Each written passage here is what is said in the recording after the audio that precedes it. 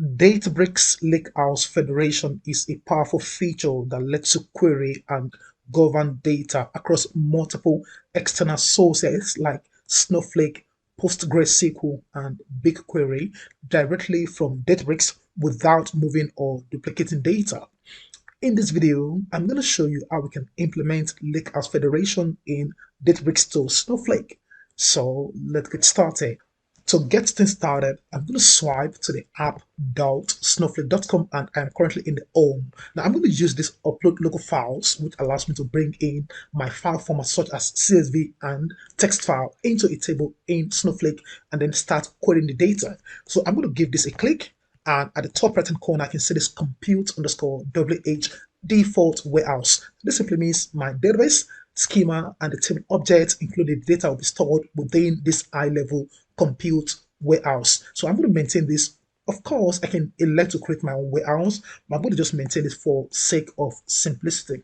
So I can see the option to browse my local file. So click on that, and I've got this sales 2015.csv to sales 2025.csv. For now, I want to bring in the sales 2015 to 2020.csv and click on open, and I can see all the files uploaded without being injected thus far because we need to create the database and of course the table where the data will land. But for now, we can see this has been provisioned and I can see the size approximately 904 bytes. So I'm going to come to the bottom and I can see the option to create a database. So click on this plus and I'm going to call this one sales underscore DB database, and I can optionally include a comment, but that is not required. So I'm going to give this a click, and in matter of seconds, the sales underscore DB database is now created. Now we need to go ahead and create a table where our data will be stored.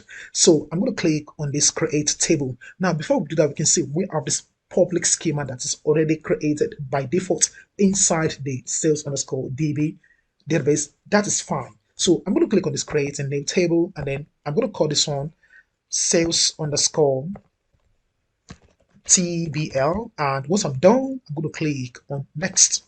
And it's going to provision and load the data subject to making modification to the schema, the data types, column name, and so on and so forth. Now, before we do anything at all, we have the varchar as the default data type because we are bringing the data from a text file format. And like we can see this C1 to C5 representing column 1 to column 5. And when you look at the column data, we have the order date as part of this date, and then we have the region as part of these regions, subcategory, products, and so on and so forth. Now, we need to find a way to instruct this uploader that, hey, the order date, region, subcategory, product, and the sales are the actual column names, not the column data. So that's going to lead us to come into this view options. In the view option, at the top of the menu, we have the header. So you have to instruct that, hey, the first line contains our headers, not the column data. So click on this, and as soon as I click on that, you can see this has been moved from this side to the column name, and then we do not have the C1 to C5, which is cool. And then you can see the column data matching. Excellent. Now we can also elect to specify the date format. I can come here, I can choose these, and I can do all sorts of that, but that's not going to be part of what I want to do for now. So I'm just going to maintain the order date as varchar. Of course, I can choose dates and so on and so forth, but this is going to cause complication later on. Let's just maintain this varchar as for the dates, and then we maintain the sales, the number, integer data types for the sales, and then varchar for the text columns. Cool.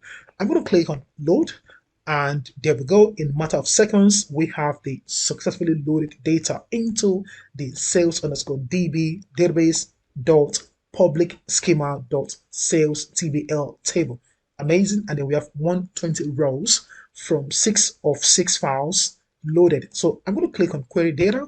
This is going to open the SQL worksheet for me automatically, where I can just go ahead and press Ctrl Enter to run the code. So there we go. Press Ctrl Enter. We have our data. Excellent. Now, this is the first part. We want to swipe to the Databricks intelligence platform to now start the Lakehouse Federation to the Snowflake data we just created. So back to the Microsoft Databricks intelligence platform, I'm going to click on catalog. And for now, we have this default Databricks underscore WK, and then we have the system. So I'm going to click on this plus sign, and I want to create a catalog. So I'm going to call this one Snowflake. And then we come to the type forwarding, which allows you to mount and query foreign data, such as MySQL, PostgreSQL, SQL Server, and so on and so forth, including the Snowflake we are working on today. So click on this. And then for the connection, I'm going to actually create a new connection because I don't have the connection, which is really important. So click on create a new connection. So as soon as I click on that, a new tab is open where I can perform the connection configuration. So at the top of the list, we have to give this a name. I'm going to call this one Snowflake underscore connection. You can use whatever name you like as your connection name. Now the type is going to be Snowflake platform. So click on this. And then for the authentication tab, I can use either username or password, the OAuth access token, the PEM private key, and so on and so forth. But I'm going to use the username and password, and then I can put in a comment if I choose to, but that is not needed. I'm going to click on next, and then for the authentication, we need to get the host name as well as the username, and of course provide our password. So for the host name, I'm going to come back to the Snowflake, and at the bottom left, I can see my initial. Click on that, and then you want to go to your account. So I've got this account, and then I want to click on view account details. Click on this, and it's going to show me under the account we have the account identifier and so on and so forth.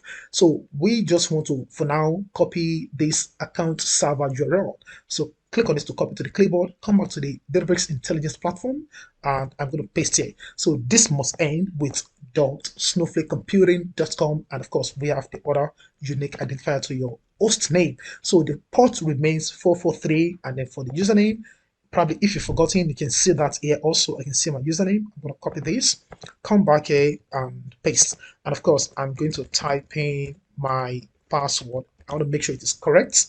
And then I can click on next. So we need to fetch the name of the warehouse. Now, in the case if you've forgotten the name of the Snowflake warehouse, I'm going to just come back again. I can see the option to come to this SQL commands, which allows you to probably get the current warehouse database and so on and so forth. So I'm going to copy this. I can come to this tab. I can click on the done. I can go to the project. I can just open one of the SQL worksheets, and I can just come to the bottom. I can paste, and I can just query this. This is going to return the current warehouse. So I can see the current compute underscore warehouse. I can copy this from the side. I can come back to the intelligence platform, and I'm going to paste the name of the warehouse. For the proxy host, the port and so on and so forth, this is not needed. Now I'm going to maintain this Snowflake role, and I'm going to click on create connection. Now this is going to ask me to provide the name of the specific database I want to connect to. Again, if you've forgotten the name of the database, I'm going to come here. I can see the option to query and select the current database. So come back here, and I can move this down a little bit, and I'm going to paste, and I can just run this, and I can see the sales underscore DB. I'm going to copy to the clipboard, come back in here, and I'm going to paste the name of the database. And then for the storage location, I'm just going to maintain it this default and click. Before we click on the create catalog, it is important we test the connection in order to validate whether we have an established connection to the Snowflake platform or not. So I'm going to click on test connection. And of course, this is going to require me to use my serverless starter warehouse compute, and I need to kick this off. So click on the start that, and this is going to start a matter of seconds. After the spinning, this is ready. I'm going to click on test, and then we wait for maybe less than 30 seconds in order to see whether we have an established connection or not. Amazing. Connection established, so we are good to go. So I'm going to click on close, and now I can click on create catalog. So this is going to move me to the access. Now this is not really compulsory or needed for now. I'm going to just move down a little bit and click on the next. Again, I'm going to click on the next for the metadata or the save, and there we go. We have the Snowflake connection catalog, and then we can see the overview. I'm going to expand. I can see the public schema. I can expand. I can see the table objects, and I can click on that. I can see the list of the columns, including the overview, and this is cool. When I come to the sample data, I can just wait for maybe 30 seconds or 45 seconds, and we should be able to see all the data we ingested into the source. That is the sales 2015 to 2020. So there we go. And when I come here, I can search for 2020. So when I scroll to the bottom, I can see that we have all the data 2015 to 2020. Excellent. Now, we just want to create an AI BI dashboard on top of this data. So I'm going to click on open in a dashboard, and this is going to automatically launch the dashboard, and you can see this context to create this dashboard. So I'm just going to wait, and then I can use the AI assistant. Let's just query the total sales using the counter visualization. So this gave us 535,000 plus, and I can see the list of the table, the order date, region, subcategory product, and the sales as the fields. Excellent. Now we want to come back and add more data to the source, that is to the Snowflake. So I want to make sure that I'm able to see the sales underscore DB database, and I'm going to click on this to expand, and I can see the public schema expand, and then we have the tables, and then we have the sales table. So click on this, and if you look around, you can see there's this little inconspicuous, and let's just give this a click and then click on load data. So this is how we can load more data into the table we created. Of course, the data must match all the columns and so on and so forth. So click on that, and I'm going to click on the browse. Now we want to bring in the sales 2021 to 2025, and I can see everything provisioned. I'm going to maintain the same database schema and of course the name of the table, and of course this is being stored in the compute underscore WH small size warehouse. So I'm going to click on the next, and again I need to check for the data type. So I'm going to come here, click on this, and the first row contain errors, and we want to make sure that everything is turning, the same. We have the same numbers, everything is cool. So click on the load, and in a matter of seconds we have 110 rows loaded from the 5 CSV files. I can click on this query data just to query the data, and then we see how it pans out. So again, let's just get rid of this limit, and I can press Ctrl Enter to run this code. And when you look around, you can see we have the 2023 data, and then we have the 2024, 2025, and so on and so forth. Excellent. Now I'm going to come back to the Databricks Intelligence platform. Now I don't need to do anything as much, but I can just give this a refresh, probably just to allow the whole thing to synchronize. And once that is done, all I need to do is to just click on this to refresh my data, and this number should change to something else. Amazing. So this gave us 1 million plus. Excellent.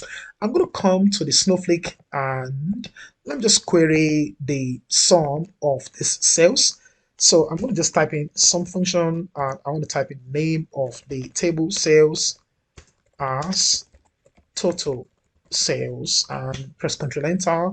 And when you look at the numbers, this gave us the same numbers, 1 million plus. And when you compare that with what we've got here, it's the same. Excellent. Now, before we wrap up, I'm going to come to the catalog, click on this get icon, and I want to click on connections. So I can see the connection underneath this connection tab of the external data, because this is truly an external data. So click on this, and I can see all the overview. I can see the connection type. I can see the URL. This is using the Java database connectivity, and I can see my server URL. I can see the host, the proxy, and so on and so forth. Now, if I choose to probably clean up this solution, so I'm going to just click on this kebab and try to delete. When I click on this delete, of course, this is not going to allow you to delete. So what I'm going to do is probably just use the drop catalog, and then I'm going to perform the cascade. So I'm going to come to my recent, and let me just open one of the notebook I've got. So, or let me just create a new notebook. All right, and I can still see the whole thing here. So I'm just going to say, hey, drop catalog, and then for the catalog name, I'm going to just type in the Snowflake underscore connection underscore catalog. And I'm going to do cascade because I actually just want to get rid of everything. So this is going to be using the SQL language, and I'm going to press Ctrl Enter. Of course, this is going to connect to my serverless starter compute, and once that is connected, I'm just going to wait for some seconds for that to be done, and then we can see the code in the cell is running. And once this executes successfully, we won't be able to see any of this again, and then we can go on and delete the connection. So I'm just going to pause the video and wait for this query to run. Okay, excellent. So this executed nicely, and I can still see that. Just click on this to refresh, and once I refresh, this should be gone. All right, so that is gone. Excellent. Then we can go ahead and delete the connection, the external connection. So click on this gear settings, and then want to go to the connections, and then I can see this again. Now, when I click on this kebab and click on delete, yes, this is going to be deleted. All good. And finally, I can come to the dashboard I built and click on this. So, of course, if I don't need this again, I'm just going to click on this kebab, and there's an option to move to trash. And once I'm done, and that concludes the end of the process. So we've seen how we can perform a lakehouse federation to Snowflake without moving or copying the data across. Thank you for watching, and bye for now.